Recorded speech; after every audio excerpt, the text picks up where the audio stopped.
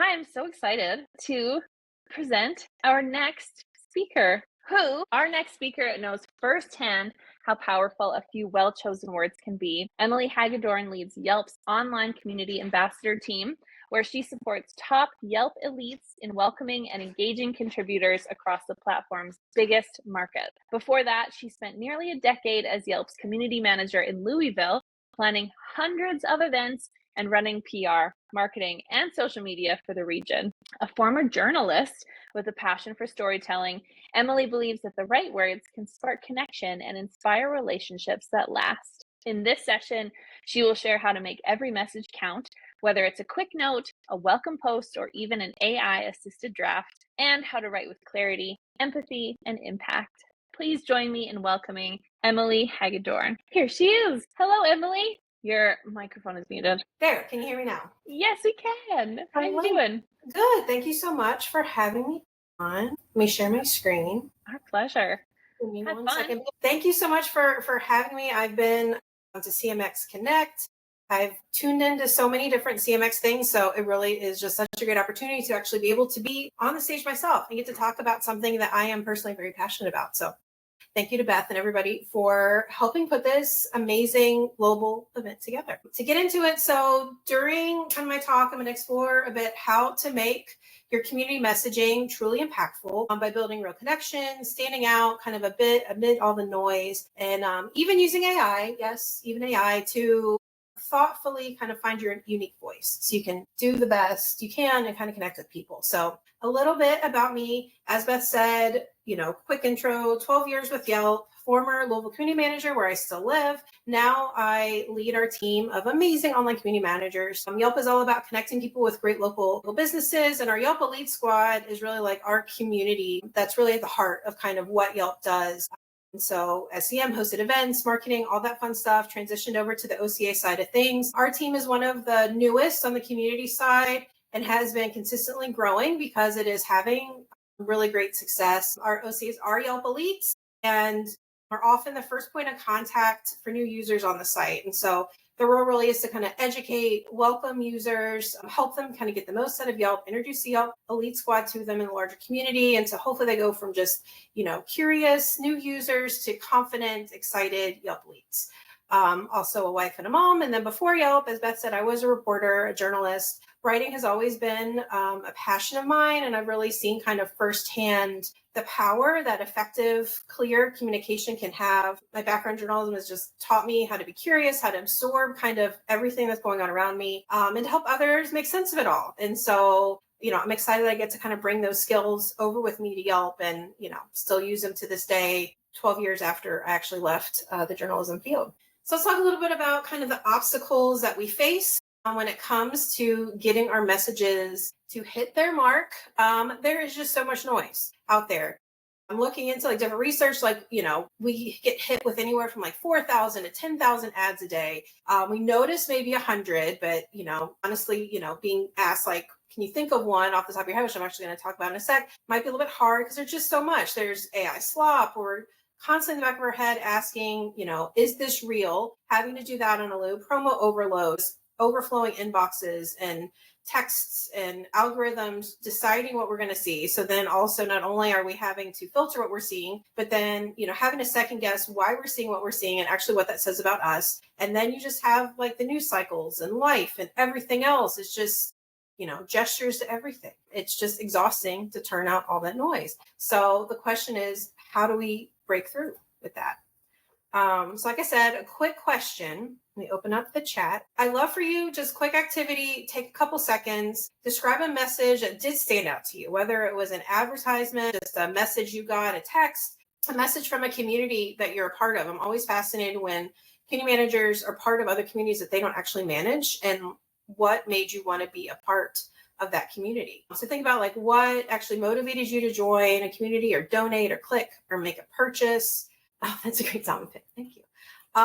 And so hopefully kind of think back through some of those things that actually made an impact. And, as we kind of go through this presentation, we'll kind of take a closer look at maybe why those things hit their mark. and you can kind of take some of those ideas as you go forward. So building connection. So at Yelp, we have two main ways of engaging users on our site and our app. First are compliments, which are kind of brief 1,000 character max messages that let you show appreciation for another user's reviews or photos. Think of them like texts. So they're very short, very to the point. And that's how our OCAs and CAs typically start their conversations with users. And we also have direct messages, which allow for, as you can imagine, longer communication. But in both cases, we only have a very limited scope to grab somebody's attention. We just have words on a screen. Yeah, and we have to make every message count. So we've had to really get intentional with our messaging. Every message that we send is a chance to connect. And so to begin with, we always try to start and think about what is the feeling? What is the action? What do you want a user to feel when they read this? And what action do you want them to take? Hopefully it's just one action. So you're specific. And so, having this in the back of your head, it might seem pretty simple, but once you think through it, it can help you kind of streamline a lot of your messages. We also unveiled this year our make it personal, actionable, and authentic framework. So our OCAs kind of have a list under each of these specific to what they do with things that they have to do with each message and things that are just highly recommended that they can kind of check off as they do. And usually this is, we use this a lot with our intro compliments, which are the first time kind of reaching out to somebody on the site. And so, first time intros, big thing that's under this framework is to be personable. Or to personalize whenever we can. To move the needle, our team has to balance quality and quantity. We have to reach out to a large number of people, but we also need to do that in a high quality way. If you're kind of on either side of that, it doesn't work. And so we try to personalize where we can, but obviously we can't spend 5 minutes on each message because we wouldn't get enough across. And so we use text expanders. We talk a lot about when you're looking at a profile page, what are the cues that you can pick up on quickly that will also get somebody's eye? So then they know that you looked at their page, that this is an authentic message. We also, be open about who you are in your role. We never want anybody to feel like there's a bait and switch of you thought you're talking to somebody you connected and actually they work for the site. And so from the beginning, we always like to be open about that. Document so you can build upon it later. So we have an internal network where we put notes. That's really important. And then always asking a question, giving a very direct call to action so they know what to do with that. I know when I was a CM, I was guilty of just doing these big info drops to my members and wasn't surprising. It'd be crickets kind of after I sent it out. And so now kind of looking at this more, just it's very clear. You need a question, you need a call to action. Tell them specifically what you want them to do. To help with that. This year, I've also made it a priority to kind of put ourselves in the user's shoes because how we view the messages isn't necessarily how they always view the messages. For instance, we send out such a high volume of messages that we usually do it in a computer with a keyboard because it's a lot easier to do it that way. But our users usually see them on the mobile app. So what seems like a short message on a computer screen is actually much longer on a phone. And if it's too lengthy, they won't read it all, which doesn't help at all when it comes to connection. And so that's why choosing every word carefully is so important. Another thing to remember is our inboxes are packed because we reach out to so many people, our compliments on the upside, our DMs. But for many of our users, we are, especially the beginning of their whole Yelp journey, we're the only ones that are reaching out to them. And so they'll only see our messages back to back, even if those messages were sent many months, even years apart. And so that's why it's essential that every communication feels like an ongoing conversation, even if they haven't replied yet. So also it's good to kind of just imagine if you were saying this to them in person, not written out. So with that example, if you came up to somebody at a party, introduce yourself, and you see them again a few months later and you introduce yourself to them, that feels awkward, feels off-putting, feels icky, which is definitely not what we want, how we want our users to feel. And so we want them to feel remembered and valued. So on here, this is an example from Zarifa, one of our OCAs, which the bottom example was sent last year. And then this user kind of didn't reply, but came up again, writing. So she reached out again and just, signaling reaching back out to you, it makes it seem like, that they were remembered and keeps that conversation, picks it back up from where it left off, so you're not starting over. And then this user actually did reply. And so that's when Zarifa sent the message at the top saying, I sent you a DM with more information. Finally, we aim to also connect with users at their key moments. So like when they're actively writing reviews rather than weeks after the fact. So meeting them where they are really helps our messages resonate more and also just helps build a stronger sense of community. We also want to make it fun and easy for users to start a conversation with us. So if we get somebody to reply, our chances of turning them into a Yelp elite go way up. So we focus on dropping conversational breadcrumbs. So this means sharing a little bit more about ourselves or highlighting something that we have in common.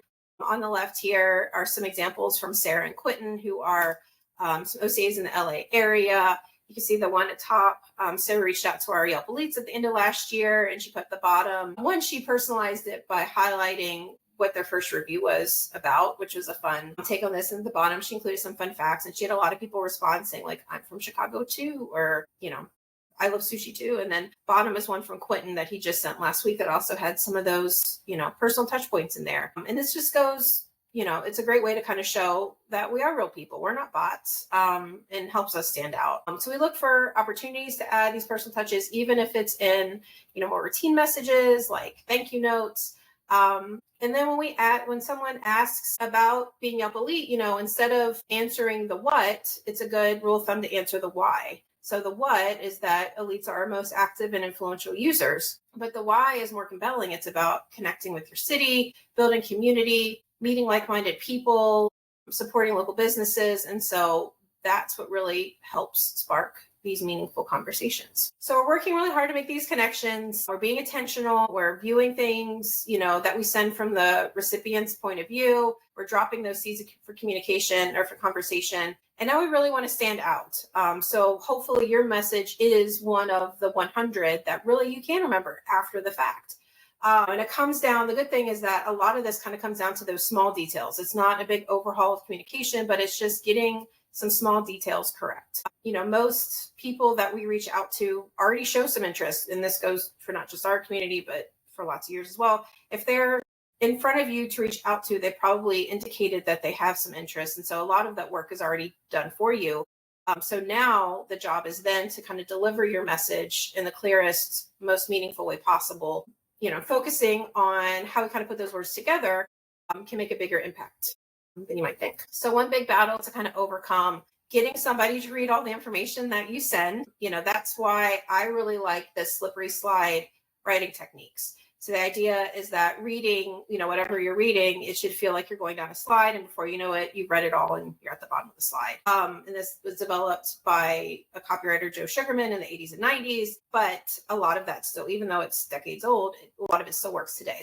Some kind of just fast tips. You can read through a bunch of them on the slide, but, lead with a punchy, intriguing first sentence, vary your sentence length, and then include regular line breaks. Nobody wants a giant block of text.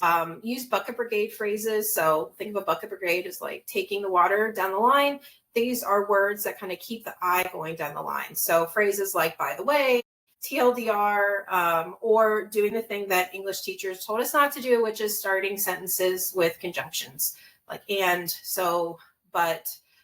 They keep people moving along. If you need to cover a few topics, you can form it as a list with bullets or use, first and then second. If somebody says first and they start talking, I'm inclined to think, okay, well, what's, and that pulls them further down. You can use emojis, special characters, with not just using them, but using them to highlight key points and emphasizing and enhancing your tone.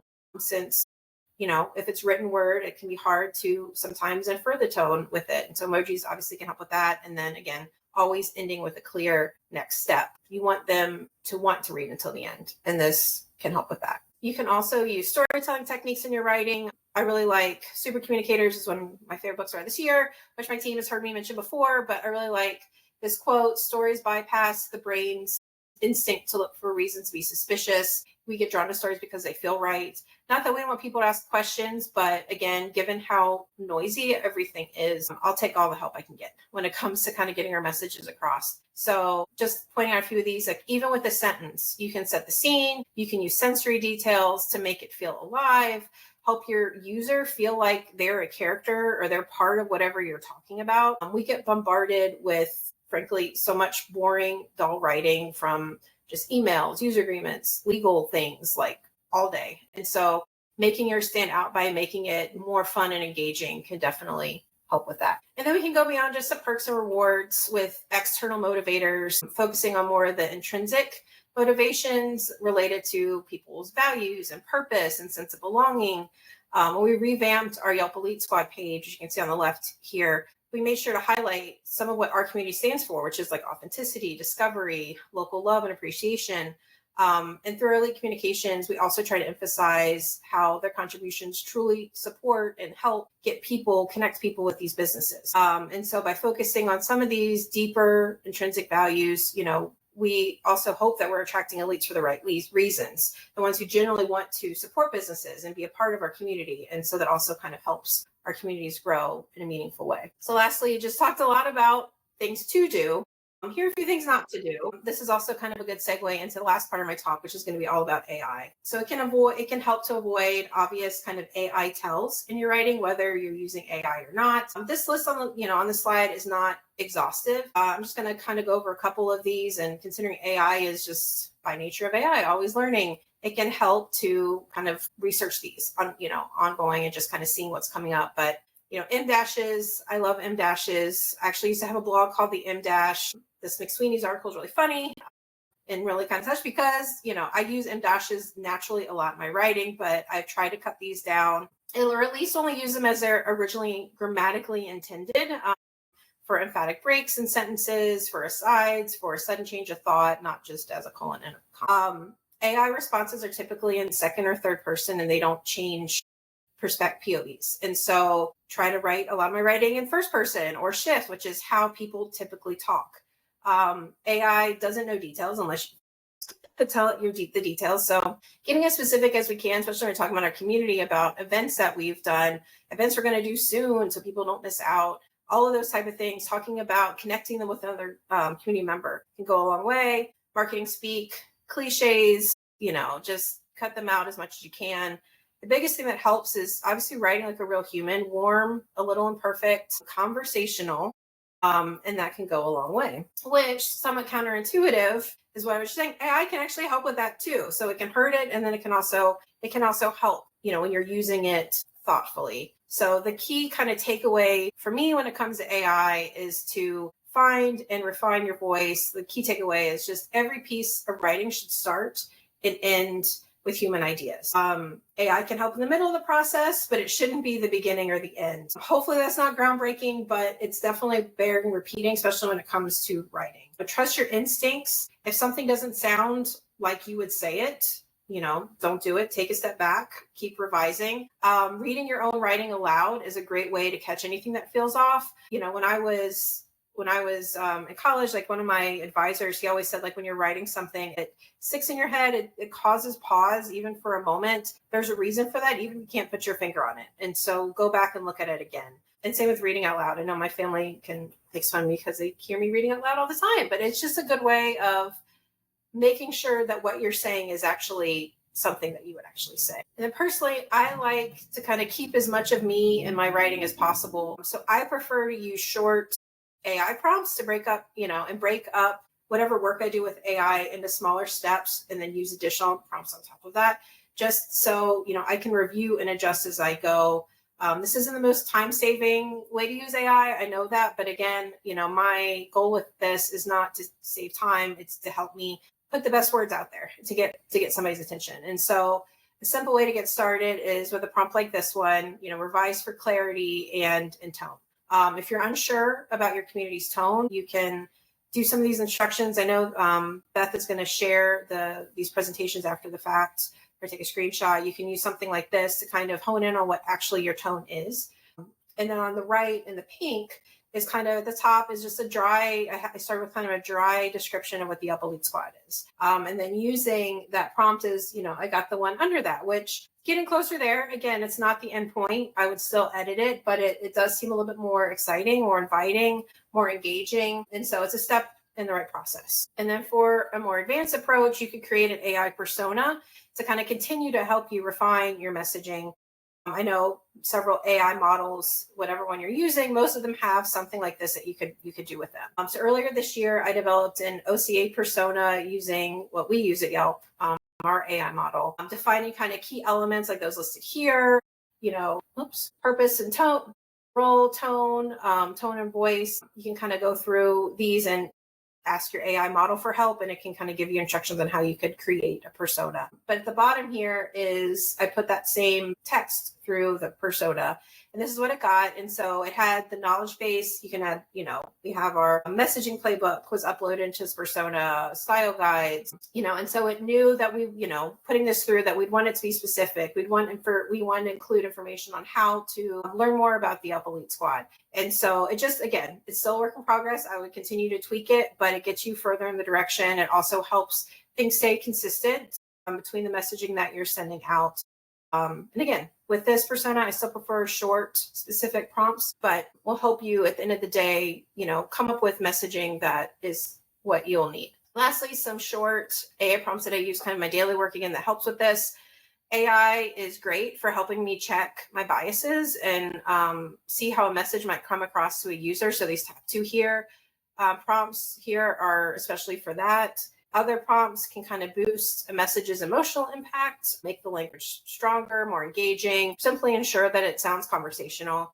And then the bottom, sometimes, I'll just want to try something different. So like asking it how a Gen Z person or millennial or boomer might say something. I may not use most of that version, but it helps me kind of find new ways to get my point across, find new ways, to get in the head of maybe somebody else who isn't like me and present the information in a way that'll mean something to them. And then if you're stuck, don't be afraid to get a little weird, pushing for the unexpected, which is the bottom prompt, has really given me some of my best ideas. It keeps things fresh and creative. And if nothing else, it'll just provide some levity and fun things in your day. So thank you. I hope this kind of has given you some ideas to try with your messaging. Thinking back the messaging you mentioned, you thought about maybe earlier, maybe you can see now why maybe that got through to you.